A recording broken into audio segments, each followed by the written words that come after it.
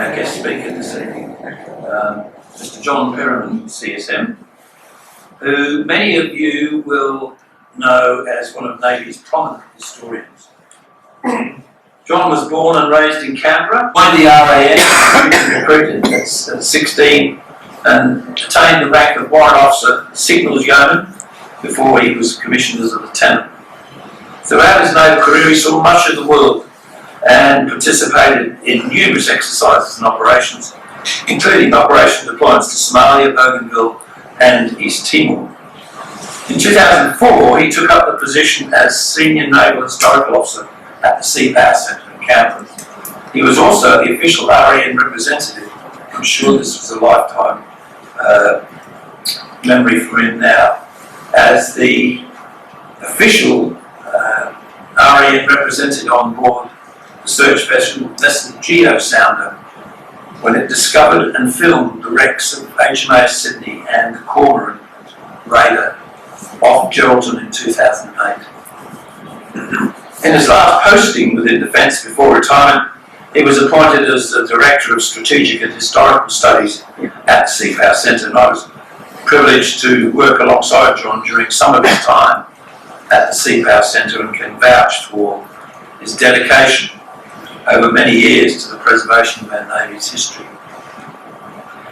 John has researched and co-authored numerous books and publications covering the RAN's history, including Australia's Navy in Vietnam, and 2 volumes of his book Kitbuster, which provide a comprehensive history of the uniforms, badges and insignia worn by our naval personnel.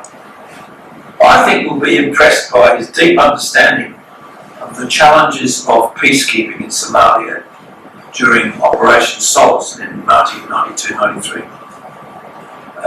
He's going to convey his personal experiences and insights while he was deployed on board HMAS Tobruk, and I think highlight the stark reality and difficulties of delivering aid in such a lawless place. He remains a passionate advocate of Navy heritage and delights in sharing the history of the Royal Australian Navy. So we're most grateful that he's driven down from Canberra to talk to us this evening.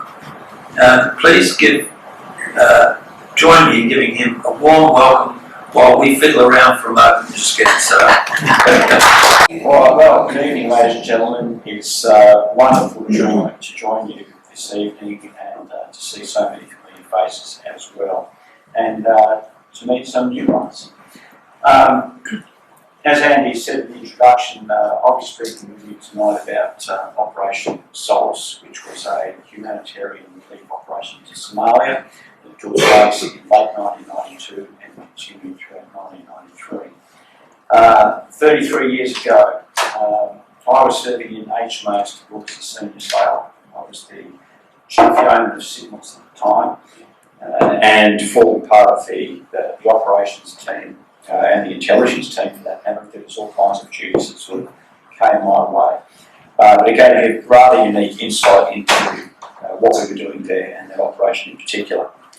Now, while my focus will be from the perspective of one who served in Tobruk, I would add that it will become very evident in this presentation that it was a joint service operation involving the 1st Battalion, the Royal Australian Regiment, and its supporting arms groups such as the Corps of Signals, Corps of Transport and numerous other supporting arms, and HMAS Jervis Bay, which was used in a similar capacity to that of which Tobruk was, which was heavy military sea lift. Myriad lessons were learned from this deployment, which at that time was the largest ADF military sea lift operation since the Vietnam War. And I know for a fact that there's a number of you here who would have been involved with the Lantau ferry to Vietnam, HMAS Sydney. See Marty sitting over there, I know he was. Okay, so this is HMAS Tobruk. This is us leaving for Somalia. For the ship's company of Tobruk, the deployment to Somalia was to validate an intensive 18 months of workup and amphibious training. Much of that was spent with the 1st Battalion, the Royal Australian Regiment, and Jervis Bay. 1RAR was the operational deployment force based in Townsville, And there'd been a bit of a shift in thinking in the ADF about Tobruk's employment, that it needed to be fine-tuned and used a lot more for what it was intended for. So throughout 1991 and 1992, that's just what we did. And that culminated in 1992 with Jarvis Bay and Tobruk working with one RAR, some other elements of the Army, to execute a full-scale tactical lodgement, which we did. So we'd had plenty of training for what was coming up, and that was to prove serendipitous. Tobruk's deployment to Somalia was to last 6 months, testing the resilience of the ship's company in an ever-changing operational and physical environment. That saw us tick off all of the major elements of the span of maritime operations, which is military, constabulary, diplomatic, and many of the subsets underneath, chiefly humanitarian. Okay, so this is Somalia, you can see picked out in black in Africa, down there. And to set the scene, Somalia is an ancient African nation situated on the Horn of Africa. It's the southern gateway to the Gulf of Aden, the Red Sea and the Suez Canal, and that makes it important strategically. Through those waters pass 12% of the world's trade, worth $1 trillion annually. The security of Somalia is strategically important to the world's economy, and that's what makes that place important, and that all began with the scramble for Africa in the late 1800s. Now, what happened to it? Well, Somalia's spiral into chaos and anarchy is complex. And I won't attempt to explain that to you in great detail tonight. I will, however, provide you with an overview as I set the scene for the terrible humanitarian disaster that took place. And that began in, starting late 1992. At that time, Somalia was in the grip of famine following drought, the economic fallout of a long-running war with neighbouring Ethiopia, political instability and civil unrest. All these factors in the early 1990s drastically reduced Somalia's food and water supplies, leading to widespread crop failures, livestock deaths, and the internal displacement of hundreds of thousands of Somalis. The situation was compounded by the outbreak of fierce clan warfare brought about following the overthrow of the then Somali president, Mohammed Siad Barre, in January 1991. And this is him. Barre was a former general in Somalia's military. He came to power in October 1969 after leading a bloodless coup d'etat against the then elected government. At first, the Somalis saw him as one who might lead the country away from government corruption and nepotism. But his dictatorial regime soon became known for mass human rights abuses as it ruthlessly clung to power. And you may have seen this in some of the other African nations as well. And after many long-suffering years, Barre's eventual overthrow by militant Somali factions was to precipitate unimaginable widespread lawlessness and a complete breakdown of Somali society. And you'll hear a bit more about that in a minute. Now, two main factions emerged in Somalia's capital, Mogadishu, following the overthrow of Siad Barre. The first of these was led by Ali Mahdi Mohammed, who is the gentleman on your left, who was appointed as the interim president following the fall of Barre. The other was led by former Somali General Mohammed Farah Aidid, who represented a powerful arm of the political group known as the United Somali Congress. And many of these political groups that had emerged in Somalia all had militant militias and people, there to do their dirty work. Now, with no common enemy following the fall of Siad Barre's toppling, a bitter struggle for power ensued between these two factions and others, with widespread consequences. Aidid, this chap here, believed that as the leader of the United Somali Congress group, which had played a major role in ousting Barre, that he was deserving as the top job as president. So in 1992, as the rest of the world chose to look the other way, Mass human rights violations were being committed by armed marauding gangs from numerous factions throughout Somalia, who seized what little food and relief aid made it into the country. In Somalia, and this is really important, it wasn't where one was from, it was who one was from.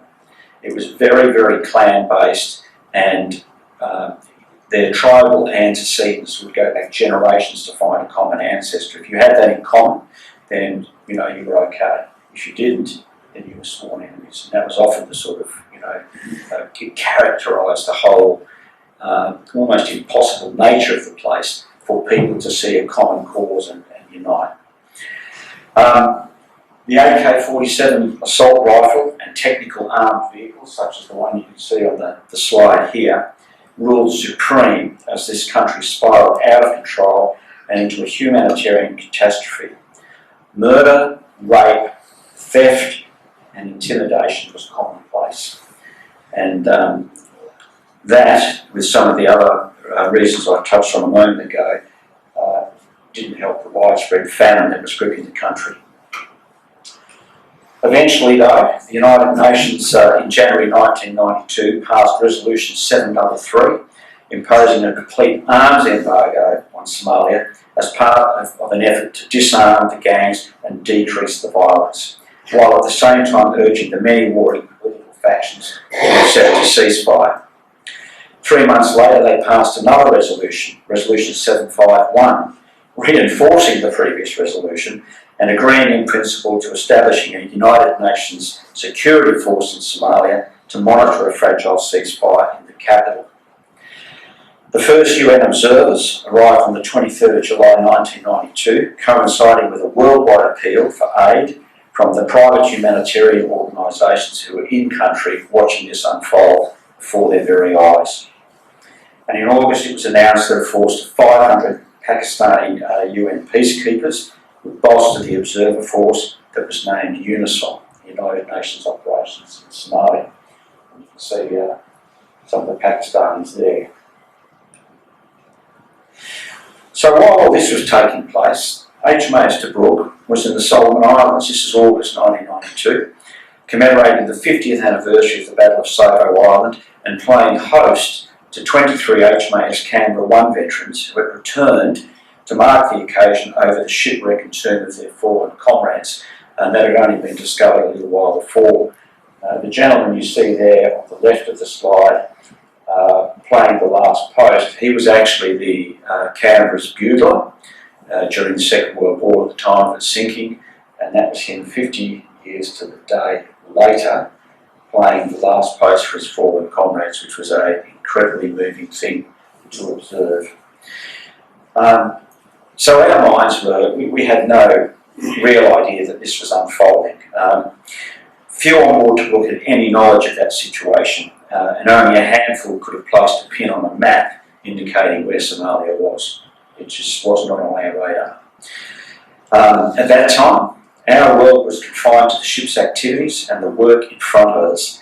This, of course, was in the days before email, satellite television reception, and the internet. We were, to a large extent, reliant on the daily Australian Associated Press news bulletin that was sent to the comm centre each day and distributed throughout the ship for news of the outside world and hopefully some news of what was going on back home. And that was distributed from the signalman in the main signals office. Okay, so however, at the end of August 1992, press images of starving skeletal children spurred the United States to take a leading role in Somalia, committing military assets to an aid operation designated Operation Provide Relief.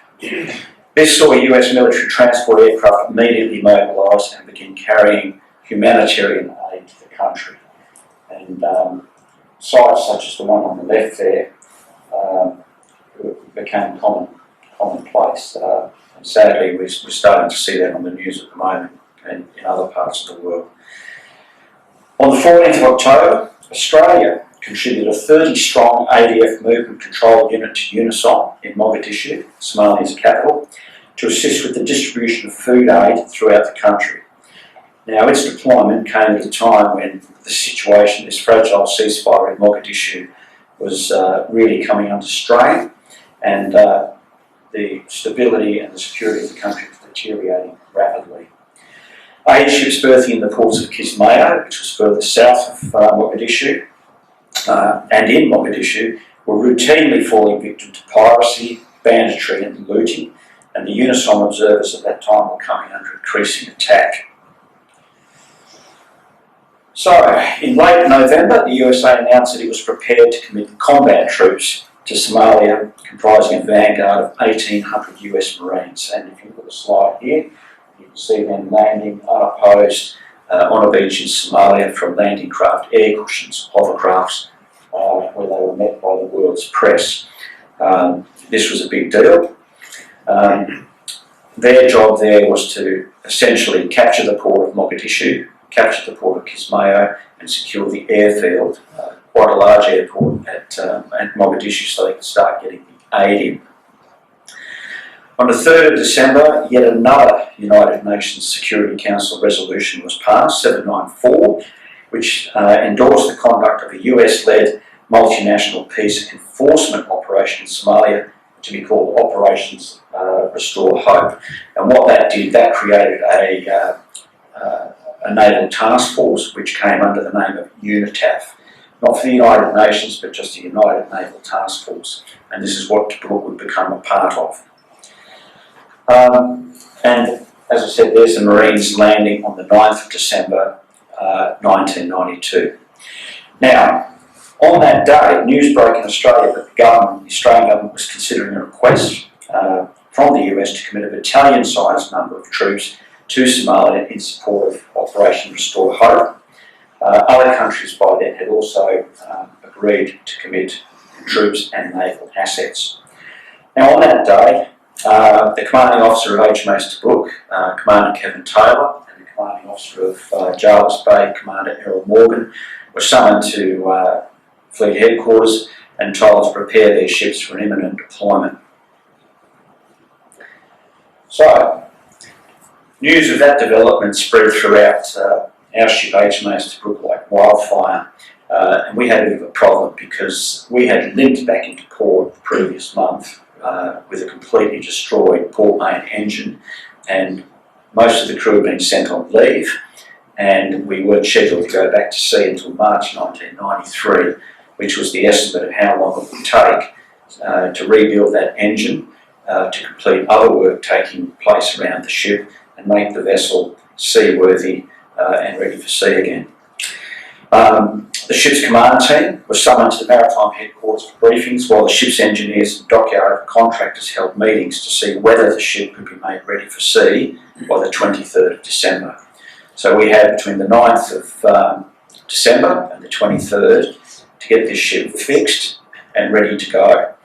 A task thought impossible by many, and including myself, if I'm truthful. On the 15th of December, the Australian government announced that it would indeed support the United Nations Security Council Resolution 794. It approved Operation SOLACE, which was the Australian commitment to the overarching Operation Restore Hope. So we got the green light, you will be going. The primary Australian Defence Force contribution comprised the 1st Battalion Royal Australian Regiment, supported by B Squadron 3-4 Cavalry.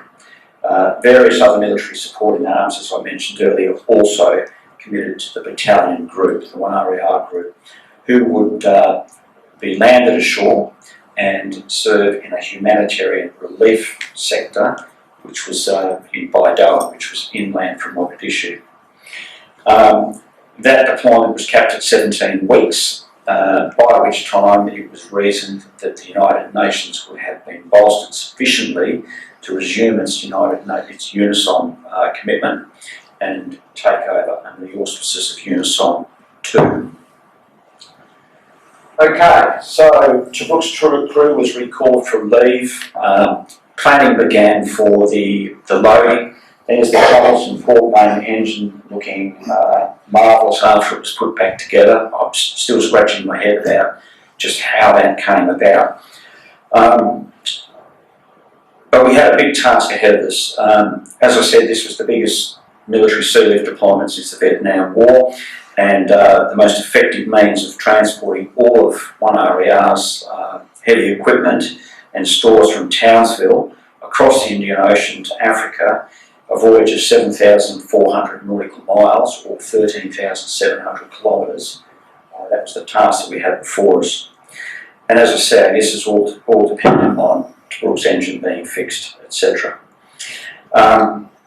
In the face of this challenge, Tobruk's crew knuckled down, living up to the ship's official motto of faithful and strong, as they toiled through extended working days and prepared the ship for sea to take on stores to sustain the deployed force throughout the deployment. So we had an extended working day and night, and we worked right up until Christmas Eve, at which time the Sydney-based people were stood down for Christmas Day, and we were told to be ready to sail on Boxing Day ahead of the Sydney to Hobart yacht fleet.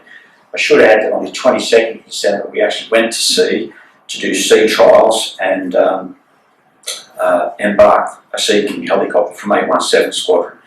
So with that done, we were back in Sydney, preparatory to getting the last of our stores on board and heading off. Now, at the same time, HMAS Jarvis Bay began loading stores before sailing for Townsville. Their load began on the 19th of December. They embarked the Sea Training Group to put them under the scrutiny between Sydney and Townsville to make sure that they were operationally ready and capable for that deployment. They achieved that by the time they got to Townsville, where they arrived on the 22nd. Jarvis Bay's task was the loading of the first instalment of the 1RER battalion group's equipment.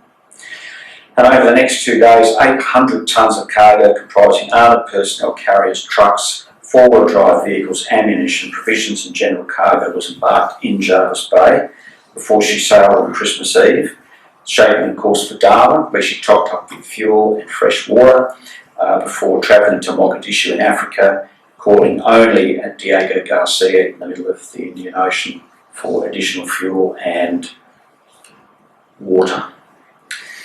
So, Tobruk, as I said, we had Christmas, we worked through up till Christmas Eve, we had Christmas Day off. We returned on board on Boxing Day, and amid the vessels assembling for the Sydney to Hobart yacht race of 1992, off we went. Again, we had Sea Training Group embarked with us to take us from the minimum level of operational capability to the highest level of operational capability on the way up. So we had 4 days between Sydney and Townsville to achieve that, which we did. That also meant trialling the helicopter and doing all of those sorts of mariner skills that you'd expect to keep us sharp for deployment, a lot of damage control and all that sort of stuff. By the time we got to Townsville, we were declared mission ready. This photograph here is a shot that I took from the ridge of HMAS Tobruk, and you can see here the military cargo distributed on the vehicle deck. Below that deck was what was known as the tank deck, which was this great cabin inside in Tobruk, where you could go from the back of the ship all the way through out the front. That was similarly loaded, and in order to negotiate your way from the forest stream, to the forecastle, it took some time to sort of wend your way throughout all of that military cargo. The loading in Townsville, well, it began as soon as the ship berthed. That proved a labour-intensive exercise. The load plans had to be continually readjusted. The Army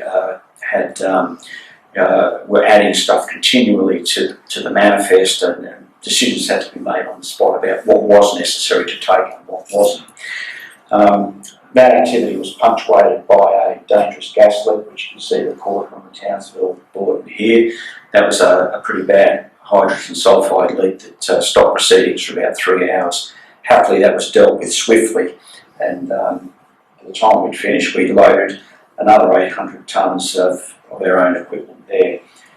I think we had something like 27 APCs, 40 or 50 trucks of various descriptions, trailers, ammunition, field kitchens, you name it, all kinds of stuff. Our next stop was Darwin, so we had to go to Darwin because with it being the Christmas break, we needed aviation fuel for our helicopter that we'd embarked, and the only way to get that fuel up there, would you believe, was to have it trucked by semi-trailers from Nasnara all the way up to Darwin. So we stopped at Darwin, we took on fresh water there. Fresh water was going to be a vital part of this deployment. There was no guarantees that we were going to have access to it, and from the moment we left Darwin, we were on water restrictions for the next 6 months. We started off with 3-minute showers, and a couple of points in that deployment dropped down to 1-minute showers a day, and big restrictions. It was a hard resource to come by. And remember, we didn't have a replenishment ship of our own helping us along the way. There was a Canadian one at the other end though. Last of the phone calls were made in Darwin, and as you can see, I wasn't too keen on the reporting on the left there. I was much more in the camp of looking forward to coming back safe and sound. But there were other things there where we started to get a lot more information about what might await us in Somalia as we started to learn what the Americans were facing over there with the banditry, the warlords, and already they'd sustained a number of casualties. As with Jarvis Bay, we stopped at Diego Garcia, which is a little island in the middle of the Indian Ocean, part of the British Indian Ocean territories. And I think that was probably the most photographed sign, in the Indian Ocean at the time, the footprint of freedom. Jarvis Bay certainly paved the way. Both ships made good use of the time crossing the Indian Ocean to carry out damage control, weapons practices, intelligence brief, understand what the rules of engagement were, what we could and could not do legally, insofar as self-defence and things like that went. Jarvis Bay berthed at Mogadishu on the 14th of January, and within 6 hours she had unloaded her between decks cargo before shifting to an alongside berth where she remained, where the remainder of her upper deck cargo was landed. By 2010 that night, that evolution was complete, and she spent the rest of the night alongside in Mogadishu amid sporadic gunfire and tracer rounds coming from within the city. That would prove an ongoing occurrence throughout Operation SOLACE, intensifying as the months passed. The next morning, Jarvis Bay embarked force was discharged, and after that she sailed to rendezvous with us in the Indian Ocean to carry out navigation and intelligence brief and give us an assessment of what they'd encountered at Mogadishu to make our offloading that much more easy. We met up on the 17th of January at sea, and once that exchange of information had taken place, we continued on to Mogadishu, and Jarvis Bay returned home, calling at Singapore on the way. Our arrival at Mogadishu. Okay, we actually arrived on the east coast of Africa in the evening, and it was kind of interesting because for those of you who have been to sea, you know when you approach a continent, normally there's many lights and navigation lights and a loom of light from cities and things like that. Well, we approached Somalia, it was just completely black. All we could see in the foreground were the anchor lights of the UNITAF coalition ships, and there was about 20 or 30 of them there. My job as the chief yeoman on board was to establish who was who, because we needed to report for duty to the Commander of Naval Forces Somalia, which was a US Commodore based in USS Tripoli, which was a helicopter carrier. There was cruisers from the Italian Navy there. There was other ships from Pakistan, India, numerous other countries, but we eventually got that sorted out. We were assigned an anchorage to go to that night, and we spent a night at anchor there, sort of wondering what it was all going to be about the next day.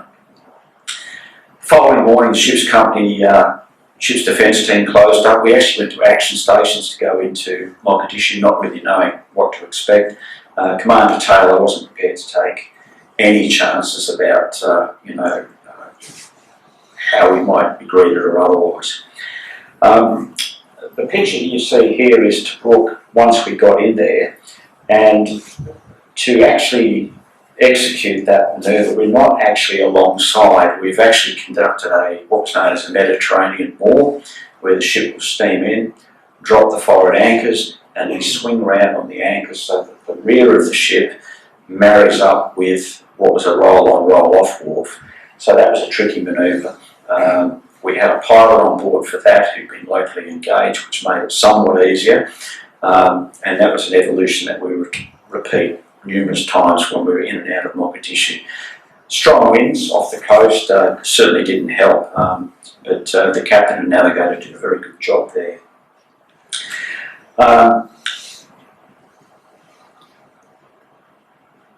Once alongside, and we got everything secured, we began unloading rapidly throughout that day.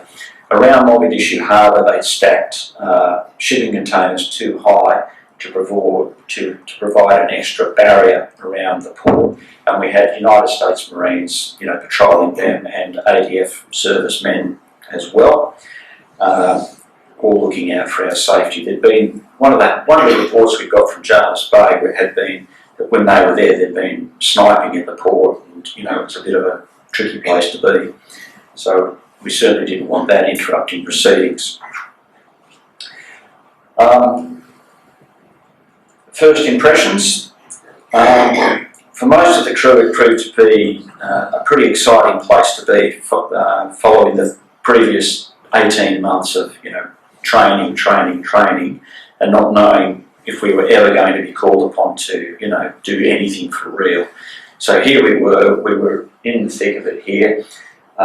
There were explosions ashore. You can see there's a pretty good one up the top there. Many of us managed to get ashore at one point or another with, we joined Australian Army patrols where we got to go through the city and get a first-hand look at what it was all about. The chaos there was complete. This wasn't just small arms fire. Heavy weapons had been used by both sides to pretty well level this city. Some of the shots that you see coming out of Gaza at the moment, remind me very much of what we saw there, and absolutely the effect on the civilian population as well who are caught up in this. We really felt though that it was good to be involved in something which had a very good chance of making a difference, and we all felt that it was. While we were in Mogadishu, we were always busy. We did routine resupply runs between Mogadishu and Mombasa in Kenya, which was the country down to the south. We brought everything ranging from building materials, cement, timber, baby formula, fresh water each time that we went down there. All of that work routinely took place against a backdrop of intense coalition air activity, heightened tension, sporadic gunfire, explosions ashore, some of which were EOD tasks, but you could never really guess whether that was the case or whether this was one of these armed militias causing a problem. But it certainly provided a lot of excitement for those of us who were there. This one actually was an EOD, explosive ordnance disposal demolition that took place by the Americans. And I'll just give you a bit of an insight here. That's a water tower. To give you an idea of scale, those water towers were pretty high, and I read the intelligence summary of that, and when I discussed it with one of the Army officers, Lieutenant Colonel Warner, I think it was, he said, yeah, they basically destroyed the same amount of ammunition that would normally be allocated to the Army for a single year of training in that one explosion. That's how volatile and how much ammunition had been there from years of fighting. When Siad Barre was overthrown, they had a functioning Army Air Force, and if you were driving a tank and you were aligned with Ali Mahdi Mohammed, you took your tank and you turned left. If you were aligned with General Aidid, you took your tank and you turned right. So that's how they armed these militias, and years of fighting going right back to, you know, the British colonial days, the Italian colonial days, World War II, all of that. They were in ready supply. Similarly, the neighbouring country of Ethiopia was also arming a lot of these gangs as well. There was no love lost between Somalia and Ethiopia either. Here's some more photographs. I mentioned heavy weapons earlier. There's some ventilation there that you can see in that building. This is a former MiG-21 from the Somali Air Force, so that's me next to it there. And they were dime a dozen lying around the airstrip. You know, so this was a country that, you know, had infrastructure, that had government, that had a defence force. And to watch it, or to see the result of what had happened when infrastructure absolutely, you know, everything fails, when society fails, this is it, this is what you're looking at. And there was evidence of that fighting pretty well everywhere we went. Throughout the deployment, we were required to maintain a high level of operational capability as well as keeping our mariner skills sharp. So that saw us operate at sea, chiefly with the Canadians and the Americans who we were used to operating with. We did operate with the Italians and the Indians as well, but the utility of exercises like RIMPAC and that came to the fore, you know, where the Americans were very keen to sort of, rather than swing at the buoy, we'd go out and replenish or do this or do that. In support of those ashore, Tobruk served as a major high-frequency and satellite communications link for Headquarters Australian Forces Somalia, and that proved to be vital when their comlink went down for 2 weeks. Tobruk became the sole link back to Headquarters Australian Theatre, so she provided a vital role there as that comms link for Colonel Mellor. We also did fatigue management. Fatigue management for the 1st Battalion, 1RAR, became an important thing where they needed to cycle their people out of the field, rest them, we would bring them on board, strip them, give them a set of overalls, their weapons would get checked in, they'd get cleaned, their clothes would be laundered, they'd get 3 square meals, they'd get a beer issue, they'd have access to sending a telegram home or making a bad phone call back in the day to loved ones before we gave them their kit back clean, slapped them on the back and sent them back out to the field. And I never met a soldier in that time who was not happy to be there. But I have met some since who derisively said, oh, all you blokes ever did was provide hotel services. So, yeah, okay, right. But to be fair to 1RAR, they were doing a cracking good job in Baidoa. Other more exciting tasks for us included working with the United States Navy SEALs and US Marines. You can see a little bit of that taking place here, where they used HMAS Tobruk as a platform to rehearse the takedown of some of the ships that were coming into the area of operations, smuggling arms and large weapons caches. And we'd received very, very credible intelligence about the motor vessel Maria that was coming from Europe, and that was a target of interest. So they looked at Tobruk and said, look, the characteristics of your ship are pretty suitable for this. So we had the Marines and the SEALs come on board, and they literally took no prisoners. You know, we had people role-playing, and I can remember looking down at the vehicle deck, and they were, you know, on their bellies, zip-tied, and they didn't look too comfortable. I was happy just to sort of observe from the bridge, but yeah, that was pretty exciting. We had the gunships come in and take up station on either bridge wing. We were boarded by sea, we were boarded by air through fast roping, and all of that took place in moments before we had these blocks on board. So that was one of the more exciting things we did. What was it like? Well, many of the crew were exposed to sights that one would not normally encounter in our part of the world. Starving people living in makeshift humpies such as the ones you can see here were commonplace, as with Somali civilians carrying disfigurements from serious gunshot wounds and other injuries.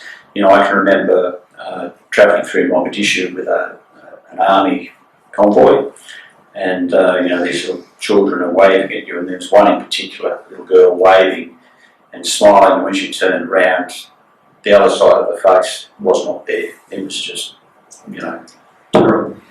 So there were some pretty confronting things. And I think this is something that sets the Somalia calamity apart from some of the other peacekeeping operations that we've been involved in. The calamity there left no Somali untouched. If they hadn't been subjected to violence, intimidation, rape, murder or theft, they most certainly knew what it was like to go without food and water. And there's evidence of that there too.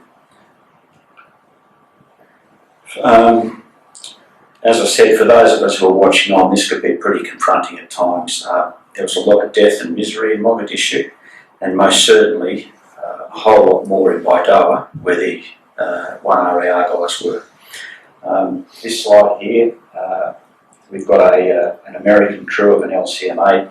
We were steaming into Mogadishu with one of our resupply runs from Kenya, and one of my young signalmen, I think he must have been about 18 years of age, said, bridge flag deck, Chief, I think there's a body in the water, and sure enough there was, and these guys came and collected him, and he was taken to one of the many mass graves. There's one here, and they were commonplace around Mogadishu. The sad thing about this one here is, I remember this particularly, the stench of that, you knew you were getting close, but the tragedy of that is the mass grave is in the foreground, and the humpies are the refugees living right next to it. It was pitiful to see. However, in amongst that, there were a lot of the non-government organisations, the UN, and in particular Care Australia, who, in the face of all this, were distributing the aid. The aid was getting through. It was coming by air, it was coming by sea. The convoys and the soldiers deployed throughout Somalia in the various humanitarian relief sectors were stabilising the situation, confiscating the weapons and arms, rounding up the bad guys, and the aid was getting through. As you can see on this slide, what was interesting about this deployment, the first time that women had been deployed in active service was Gulf War I, notwithstanding the nurses of World War II, but I'm talking about the Navy now. Gulf War I saw women deploy in HMAS Australia. Women went to Cambodia for the operation there, and we had women on board for Somalia as well, all of whom did a great job. Tobruk Ship's company was absolutely fabulous. It was great to be a part of. Everybody knew one another. We were only a crew of 150 for this deployment. It increased to about 170 with the divers and the air crew that we took. But it was very much a feeling of all of one company. I think I've discussed the water situation, the unloading of the stores. Yeah, but in that picture there, gives you a sense of the daily drumbeat of what was going on. I mentioned the air crew earlier. This was the Sea King we had, Shark 05. She joined other coalition aircraft in conducting surface search and reconnaissance, looking for these ships that were smuggling arms into the AO, surveillance, logistic missions. It was armed with a MAG-58 machine gun for self-protection when flying low over Mogadishu and other areas of Somalia. And altogether it flew 294 hours during the course of the deployment and drank 92,000 litres of AFCAT, for those of you who like statistics. It was a long deployment, and it was my good fortune to be appointed the anchorman of TITS TV, which was the Tobruk internal television system. In the evenings we would rely on that Australian Associated Press news bulletin for the fleet that was received each morning, and we would read that and televise it throughout the ship, and we would also have permission from the captain to distill, and this was my role, distill from the intelligence summaries those unclassified portions, so we could keep the crew up to date about how this mission was unfolding, so that they could see that the role that they were contributing to was making some difference, and that went a long way for morale. Fitness was a big thing as well, maintaining our fitness. We were pretty well restricted to being on board the ship. We did get leg stretchers in places like Mombasa when we went to do those resupply runs. But the TV in the evening with interviews with some of the important people, Colonel Mellor, Brigadier General Solomon for the United States Marine Corps, and a number of others, really became a popular and important part. What about 1RAR? Okay. Inland at Wadar, 1RAR was involved in numerous contacts with Somali government, resulting in a number of them being killed or wounded. Many others were detained, and the confiscation of weapons was commonplace. Their effort was to result in the safe delivery, and this is a real feather in those soldiers' hats, of 8,000 tonnes of humanitarian relief cargo in that one humanitarian relief sector. And I think they might have even held some sort of record for that. They endeared themselves to the people in that region, and what set them apart was the green colour of their destructive pattern camouflage uniform, as opposed to the desert pattern that the Americans, Canadians favoured. Sadly, one Australian soldier was killed in April following an accidental discharge from a fellow soldier's weapon while on patrol, and that really upset the men of 1RAR, as you can imagine. But it did underscore the ongoing hazards associated with this type of mission. In late April, Tobruk took passage to Port Victoria in Seychelles for the first and only purely recreational visit of the deployment. She returned to anchor of Mogadishu on the 6th of May, where plans were finalised for the extraction of the 1RAR group. We now hit that 17-week mark, and they were preparing to hand over to UNISOM 2. We now had the job of getting all of this equipment back to Australia, and it had to go back to Australia clean. So you can imagine what that involved. That began on the 14th of May and continued through to the 16th of May, at which time Tobruk moved to an anchorage off Mogadishu, waiting for Jarvis Bay to come back and grab the remaining equipment.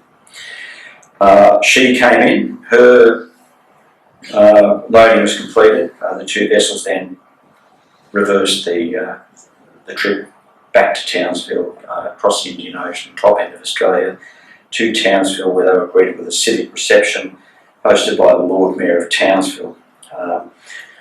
All of that army equipment was unloaded there, and then both ships sailed independently before rendezvousing to enter Sydney, where they arrived together on Monday the 21st of June. That's Tobruk leading Jarvis Bay back into Sydney at the end of that deployment. Now, while that was the end of the REN's involvement in Restore Hope and Solace, it was not the end of the ADF contribution to UNISOM 2. That saw 4 small Australian service contingents from all 3 services continue there, and it was there from May 93 through to March 95. Was the operation a success? I guess that's the question that everybody asked themselves, was it worth it, I guess to answer this question is worth considering the reflections of one Mariam Arif Ghassam, who was a Somali intellectual who lived through the tragedy of her country's descent into anarchy, and who wrote a book, and in that book that was entitled Hostages, the People Who Kidnapped Themselves, referring to the Somali people. She says of UNITAF, the United Task Force, when UNITAF went back home in April 1993, most of the Somali people were beginning to be properly fed and medically cured. They were ready and willing to begin normal activities of life and provide directly for the needs of their own families. Farmers started to grow crops, schools, hospitals and markets were reopening, but everybody was aware that anarchy was only partially and temporarily somewhat bridled, and only then during the presence of UNITAF. So while we were there, we really were keeping the peace. UNITAF's departure was to see those fires of chaos reignite, for they were never totally or even seriously contained. And a month after UNITAF's departure, disorder and insecurity returned to Somalia, and before long the world's attention was again focused on Mogadishu following the Black Hawk Down incident, which occurred months later in October 1993. And I'm supposing that many of you will have heard of that or even seen the film. From the REN's perspective, the effective sea lift of a battalion group's heavy vehicles and necessary supplies at such short notice, the sustainment of that group through the ongoing presence of an amphibious heavy lift ship and its backloading was an unbridled success. Altogether, Tobruk travelled 21,581 nautical miles in that deployment, and we crossed the equator 16 times. That was between Mogadishu and Kenya. We only had one ceremony, luckily for the captain. 5 million litres of fresh water was consumed and more than 3 million litres of F-76 diesel fuel. For Tobruk, it was to prove a highlight of the ship's commission in the REN and the only time she was ever awarded the coveted Duke of Gloucester Cup, a fleet award recognising the ship that displays the highest level of proficiency in the REN fleet. And there's Commodore Don Chalmers with the then Governor General and Commander Kevin Taylor receiving the cup. So we did lift the silverware, which was kind of nice. Long overdue recognition. Okay, so Tobruk's crew was initially recognised through the award of Australia Service Medals, but this was later upgraded to Active Service Medals to bring us in line with those awarded to our Army and Air Force counterparts. I was happy to have been involved in that campaign while I was the Navy's historian, and that imbalance was rectified. The campaign award Somalia 1993 was also approved by the Chief of Navy and the Governor General as an addition to the ship's battle honour award.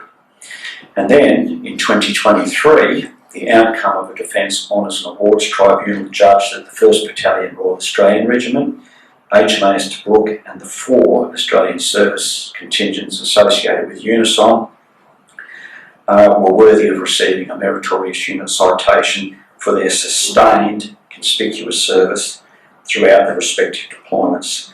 I should add that Commander Taylor, you can see in the centre of the picture there, that's us receiving the meritorious unit citation. He was also awarded the only decoration that for the crew, which was a conspicuous service cross that he proudly wore on behalf of that very fine crew. So that's a little bit about HMAS Tobruk and Operation SOLACE, and certainly my experience in that. Thank you, and if you've got any questions, I'll be more than happy to try and answer them for you. So last one, if the ship Tobruk itself,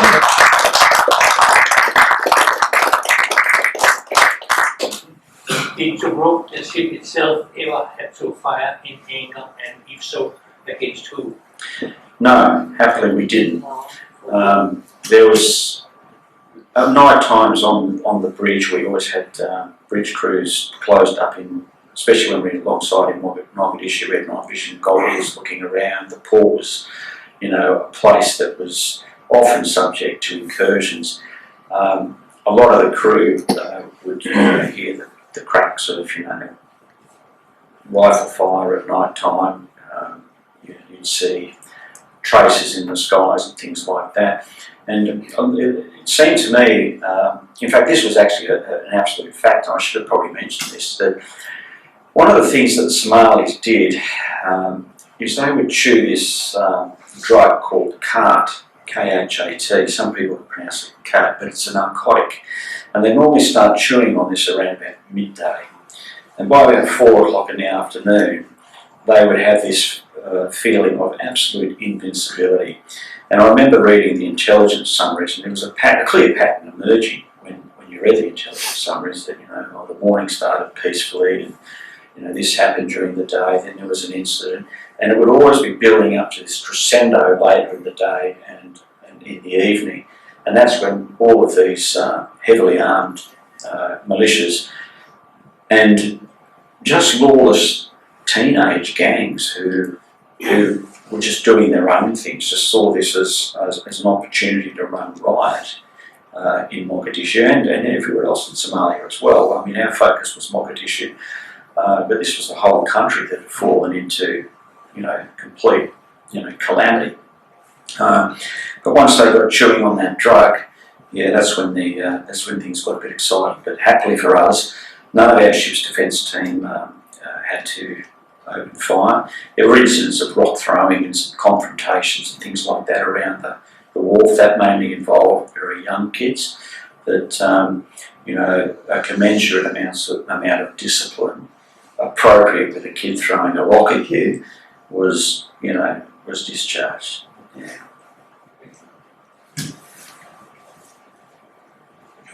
John, did you, it sort of follows on from your question, really. Did the Somali pirates that we've heard about in more recent times exist at the time, or were they an after effect of the withdrawal? That's a really good question. I mean, we had what was called sea control of the waters around Somalia. We also had air superiority.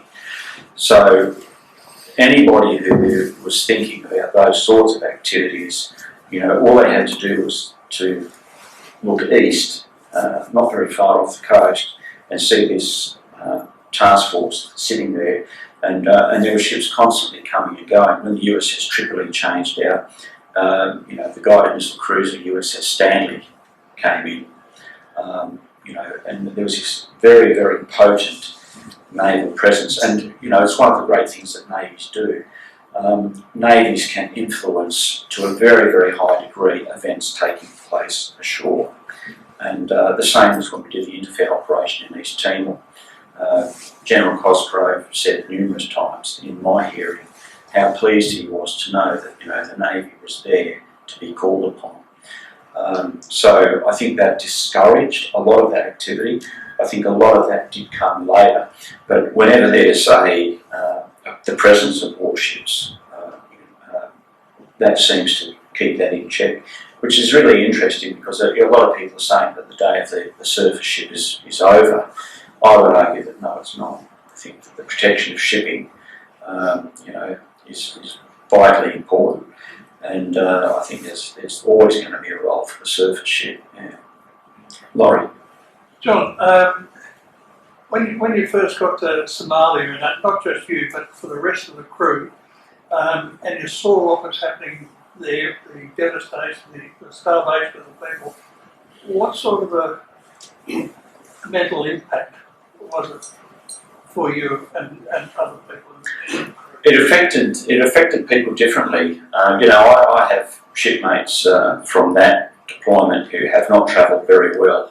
And it was a slow burn. It sort of came on slow for them. In my own case, I seem to have that in a pretty good place. I understood the cause and effect of that. But, some of those sites, they're things that are hard to sort of push to one side completely. I will say this, and my wife, she'll vouch for me, it's very seldom that I don't clean my plate when a good meal is put in front of me. I'm dead set serious, and I feel sorry for my 3 children because they were encouraged to clean their plates too. Because when you really have seen a starving child, and I found this a little confronting this very week with some of the vision coming out of the Middle East at the moment. They weren't aligned with any gang or political ideal.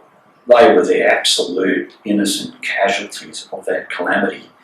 And I can remember reading an account in some of my Somalia research where the parents of some of their children had gone out to forage for food, to come back and find their 4 young children dead from eating sand.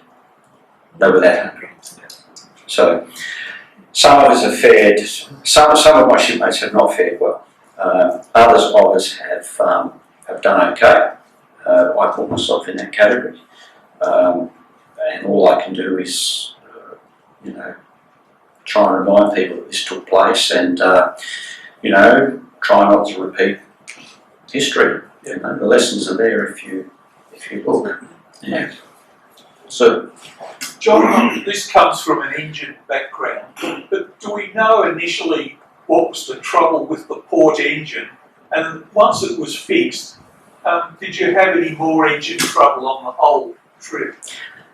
if my memory serves me correctly, when our port main engine failed catastrophically, we were in just exiting Bass Strait, heading west to take place in Exercise Valiant Usher in Western Australia. And I understand, if my memory serves me correctly, that we had damaged a slipper pad within the engine, which had basically caused all sorts of damage, to the point where we had to return to Melbourne, have a tow come out from Port Melbourne, escort us through the rip, whether we could inspect the damage alongside in Melbourne, before being escorted back out of the rip and then chugging our way back to Sydney on the starboard main engine. They were Merleys diesels, the engines. One of the problems with that, Merleys was a company that was stationed in England. If you wanted to get parts, you had to get them from the United Kingdom. Some of the parts were no longer being made. So there was all of these things, but somehow the people of Garden Island and the contractors that were brought in, some from overseas to assist with this, got that ship back together. But we were always cautious. I mean, even when we sailed on Boxing Day, we had code deltas flying on either side, which was the signal flag saying, my ship's manoeuvring with difficulty, keep well clear, because we weren't absolutely sure that it was going to happen. But here's the interesting thing. That ship almost ran continuously for the next 5 months, and we never heard a peep out of them. So if you're going to have a diesel, keep running. Yeah. But there was always those considerations. I remember one of the other things that used to trouble Tobruk was the main air compressors that we used to start them. I can remember a few times where the captain called down to the chief in the machinery control room saying, well, how many starts have we got left? Well, you're on your last one, so you got one left. So later in her career, she had Tobruk had the derisive nickname of Tobroken, which I thought was a little unfair. But I look back on that ship with great fondness, and particularly that crew. I know how hard that crew worked throughout, not just during that deployment, but the preceding years in serendipitously preparing ourselves for that.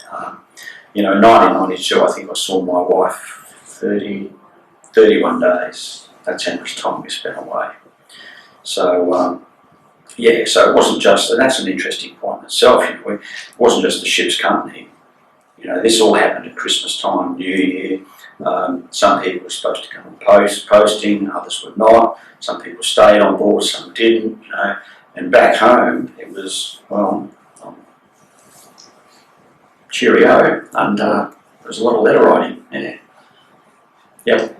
Did you have any problem health-wise overall for the time? Like, did you lose men on the crew going back home because they got sick? Or Yeah, there was op reliefs came and went.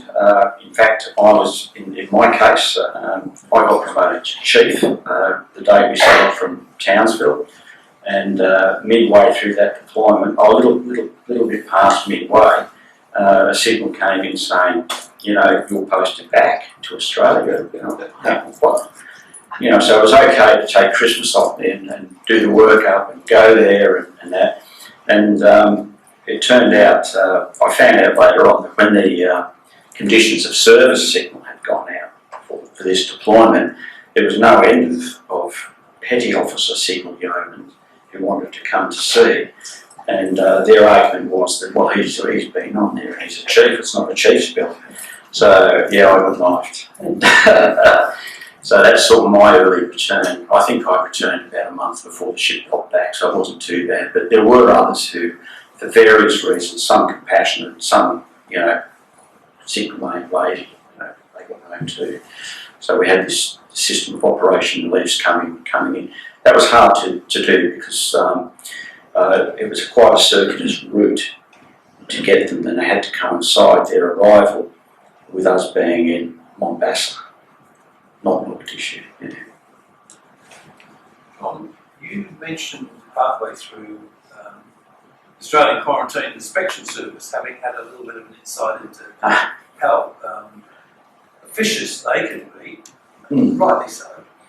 Did they actually send people out to the Middle East to inspect stuff before you, to Somalia, before you came to Townsville, or did they do you over, literally? My understanding was they set up a force extraction team in Mogadishu, and they did the same thing in East Timor, as a matter of fact. Yeah, East Timor was another big one where, you know, all of those tracked vehicles, all the links had to come off because they're looking for seeds and anything that might, you know, imagine Somalia. I don't know for sure, but I'm guessing that that's a country they do a lot of livestock. They used to provide the meat trade for the garrison of Aden. I don't know whether they have foot and mouth, but that's something that Australia did not want. So all these military vehicles coming back to Australia, and they're the things you don't think of. And it's a miserable job. It's a miserable job to, you know, AQUIS are absolutely, you know, no, it's no good just pointing a hose at this. You pull the drill off that car, you pull the headlight buckets out, get the wheels off, get up underneath it, you know, every nook and cranny, anywhere that these seeds or disease might choose to reside. Yeah. So a lot of considerations. Yeah. But as I say, from the Navy's perspective, it was a resounding success, and it was a credit to the crews of Jarvis Bay and Tobruk, you know, that we were able to pull that off. Yeah. I believe it there, Andy. All right. Well, look, John, thank you very much.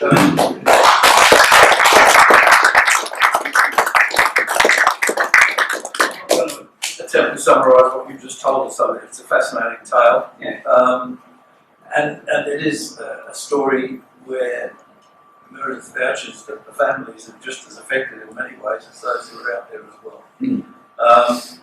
You've seen some pretty horrible things, and I guess draws into sharp focus the sort of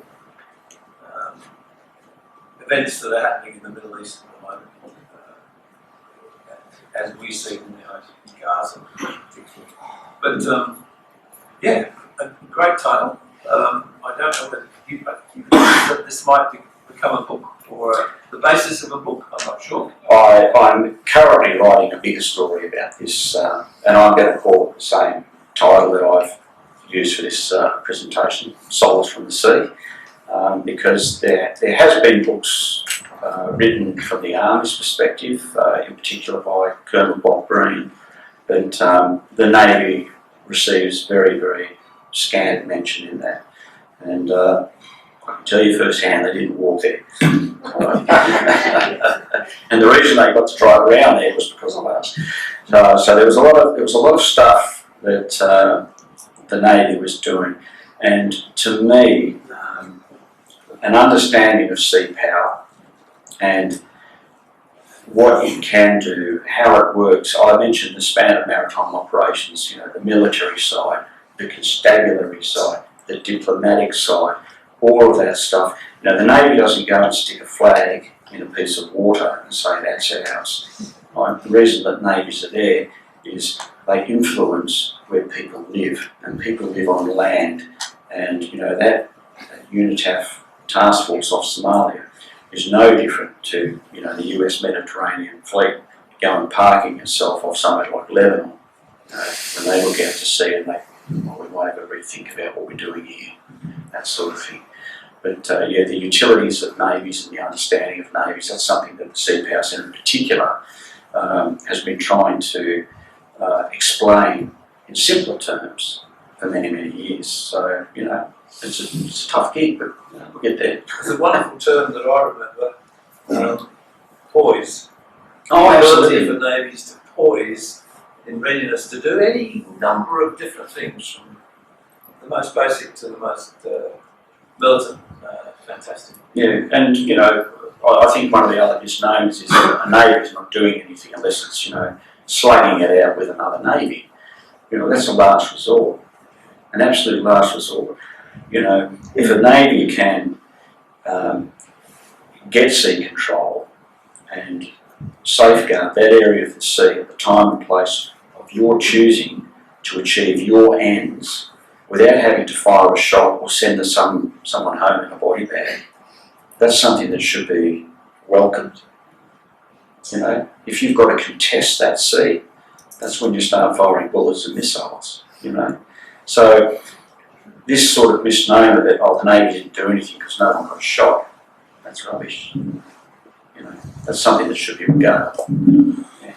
Come over here so we can get away from all this ironmongery. Let me thank you most sincerely. The obligatory secret thank you. Thank you. Thank you.